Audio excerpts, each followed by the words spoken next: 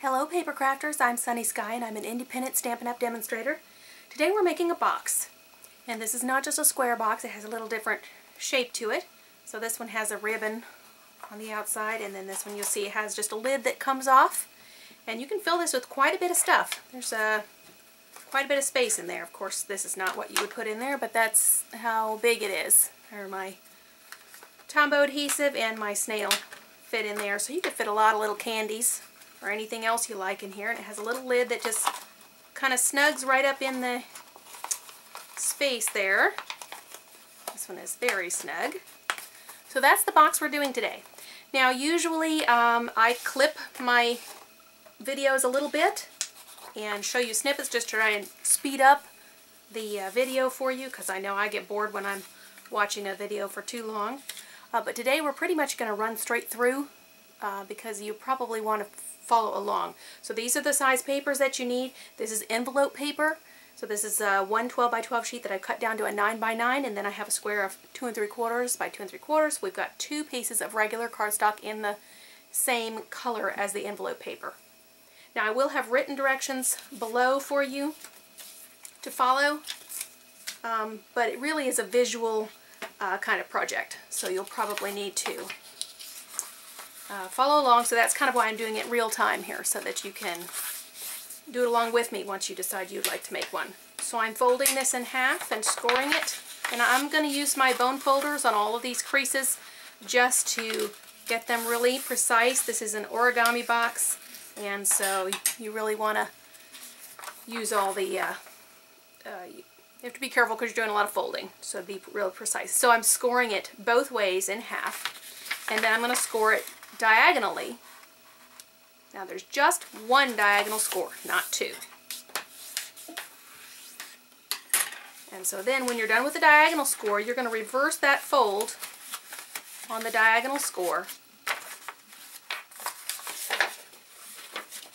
and get this to come back inside so that you're making a smaller square. Okay? And I'm just going to kind of go over those creases again to try and get that fold fairly precise. Okay, so this is what you've got here. To do this next portion, you want the open ends near you, facing towards you as you're doing this next position. So you're going to take one side and you're going to make a center crease just as a guide. Alright. And then you're folding into that center guide from the bottom up. You're going to fold in, and it's going to kind of look like a traditional kite here when we're done, because we're going to fold in from the right and also from the left, and then we'll repeat it on the back side. Now when you're making this box, the bottom of your box is going to be face down when you start. So I started folding this with this stripe was face down when I first started making my creases, and of course now the stripes are coming up, and that's what we're going to see most of. This is the outside or the base of the box, because part of it is the other way. So this is the bottom, this is the wood grain on this one, the stripe on the one I'm doing, and you're just going to see a little bit of the solid color. So whatever side you want to see the most of, that's the side it's going to be on the outside of your first folds that you make. Let me make sure oh, yes. So I folded that in, I'm going to fold it, open it up again. And now I'm going to fold from the bottom to the center. Kind of making it look like that kite. I have a link down below for the place where I learned how to do this box from a fellow Stampin' Up! Demonstrator. I just watched the video on her YouTube channel and saw this box from her. So, okay, so now we've got that. Kind of looks like a kite or an ice cream cone. Now the open points that we had are still facing you. And then you're going to open these small sections, kind of pop them up 3D, and you've got to kind of get your finger inside. You want the crease to come right down the center. And you're going to repeat this with all 4 sides. Get right up into that crease. Okay, and then I got to flip it over because we've got to do all 4. So everything that you're doing on one side, you've got to repeat again with the other side.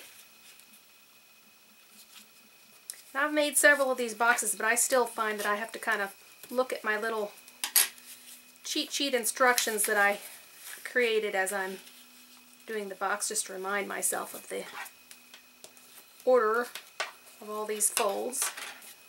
And of course, you've got these instructions down below. Okay, so how I help myself remember this is that it kind of looks like a hoodie when you're lifting that and creasing down the bottom. Okay, so now you have all your hoodies done. Now you're going to go ahead and fold them closed so they're not showing, and then fold the edges back in. And then you're going to lift up to where the fold over happens. Straight up there. And then you'll repeat on the other side.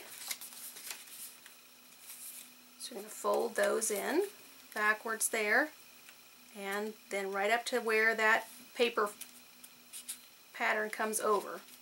Fold that up. Okay, now open this, and you've got 2 more sides that you've got to do like this. You're going to do this to all 4. I think I forgot to do that on this one. Alright, so you're going to end up doing it with all 4 sides. Okay, and now you get to open up your box. And you've got to be gentle here. You've got all these folds that you're trying to uncrease and still keep your box together. And remember, it's envelope paper, so it's a little softer. So you just want to make sure you're not squashing anything. So you're just pulling this on back to where those folds are. Alright, now if you want to leave your box like this, you can. You curl those down. It kind of reminds me of a jester's hat. And I really do actually want to curl them just for the next portion too, just because it helps it to go. So you could leave it like that if you wanted to. But what I'm going to do is just add some glue right on the tips here. And we're just going to glue these sections of this box down to the back of the box. This one is not that pretty. You see, I didn't get it all the way to the fold there. You just pull those into the back of the box there.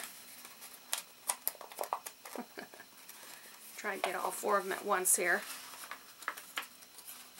Alright. And then I'll just press down through the inside of the box here, just to kind of give those a little bit of time to dry. And that's your box. It kind of comes together magically there on that last step. You're folding and folding and it all kind of looks the same, and then all of a sudden you're done.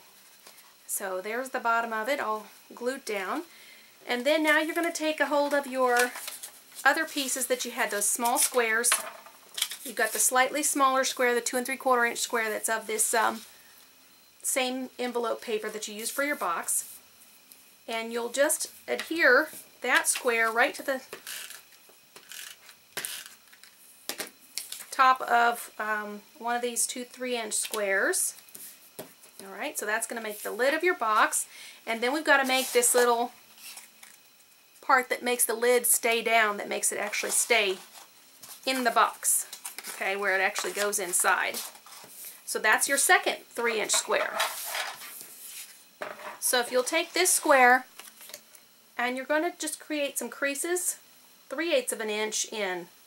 So that's not a half, not a quarter, but halfway in between a half and a quarter. So you're just going to score on all 4 sides.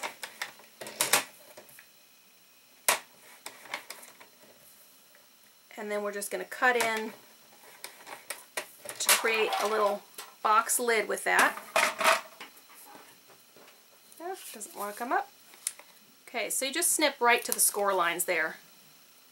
And you could snip one on each of the 4 sides, but I just do 2 on one and then 2 on the opposite. Alright, and so you've got these score lines. You fold those down. And then just take a glue dot in each corner, or you could use some of this liquid glue again, and just put on those little squares, and you're just going to close up your box like that. So I have one already done here. Okay, and then if you just put some adhesive on the center of your box, put that right down, and that creates, and it's a very snug little setting, so it stays on your box pretty good. Doesn't just pop off. So that's your finished box. There's that yellow one I did. There's this mint macaron one that I had before. So that's the box. So like I said, the instructions are all below, and also a link for the original place where I saw this video tutorial so that you can check back there if you want to see some other samples. And thanks for joining me today. Now go have some fun crafting.